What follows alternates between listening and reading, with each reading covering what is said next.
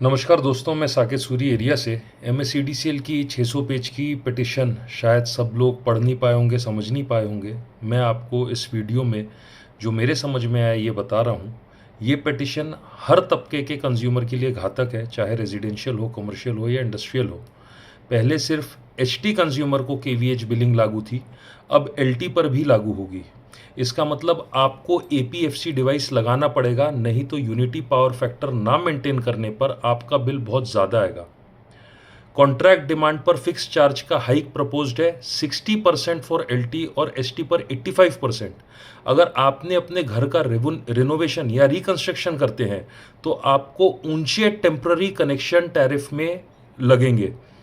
अगर आप या आपके परिवार का कोई सदस्य अपने घर के किसी कमरे से छोटा व्यवसाय करते हैं, जैसे tuition, beauty parlour, advocate office, कोई पेइंग गेस्ट रख लेते हैं, ऐसा कुछ भी, तो आपको नॉन रेजिडेंशियल कैटेगरी में शिफ्ट होना पड़ेगा। अगर आपके यहाँ पर सोलर लगा है और आपका कंजम्पशन कुछ 100 यूनिट से भी ज़्यादा हो जाता है, तो पहले 500 रुपये बिल आता था लोएस्ट स्लैब से, अब हाईएस्ट स्लैब से टेलीस्कोपिंग बिलिंग के हिसाब से आपको 1500 बिल आएगा। अगर आपने 10 किलोवाट के ऊपर सोलर लगवाया है तो आपको पहले से ही बैंकिंग चार्ज तो देना ही पड़ता था। अब इस पिटीशन में बहुत ज़्यादा ग्रिड सपोर्ट चार्ज की भी डिमांड की गई है, जबकि सोलर टोटल जितनी बिजली बनाता है उस पर ऑलरेडी एमएससीडीसीएल को आरपीओ का बहुत बड़ा बेनिफिट मिलता ही है।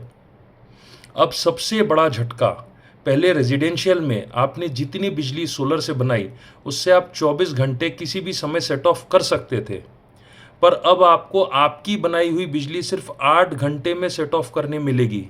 मतलब अगर आपकी ज़रूरत हो 12 किलोवाट सोलर की तो आपको सिर्फ 4 किलोवाट का ही फ़ायदा मिलेगा। बाकी सारी 8 किलोवाट सोलर से बनी बिजली कंपलसरीली एमएससीडीसीएल को 3-4 रुपये में बेचनी होगी, पर उनसे 15-16 रुपये में वापस खरीदनी होगी। उसी प्रकार से पहले व्यवसाय और इंडस्ट्रियल कनेक्शन में सोलर का सेट ऑफ लगभग 24 में से 20 घंटे ही मिलता था। अब एमएससीडीसीएल ने प्रपोज किया है कि सिर्फ 8 घंटे का सेट ऑफ लाभ मिलेगा और बाकी 16 घंटे आप उनसे महंगी बिजली आपको खरीदनी पड़ेगी। ऑलरेडी महाराष्ट्र में बिजली पूरे देश में सबसे महंगी है। जहां दूसरी बिजली कंपनी दरें घटा रही हैं, एमएससीडीसीएल नए नए तरीके ढूंढ रहा है बिल बढ़ाने का और सोलर से लोगों को फ़ायदा न पहुंचे उसका। इससे पहले भी एमईआरसी के निर्देश के बावजूद आज तक हमारे स्टेट में 5 मेगावाट तक के net metering, group net metering, virtual net metering ऐसी कई पॉलिसी लागू नहीं हो पाई हैं। अगर ये पिटिशन एज इट इज़ लागू हो गई तो महाराष्ट्र से जैसे जैसे बड़े इंडस्ट्रीज़ का पलायन हो रहा है, कुछ दिन में लोगों उनके छोटे व्यवसाय, छोटे उद्योग के साथ भी जाएंगे, पलायन करेंगे और उनके साथ रेवेन्यू और रोज़गार का भी पलायन हो जाएगा।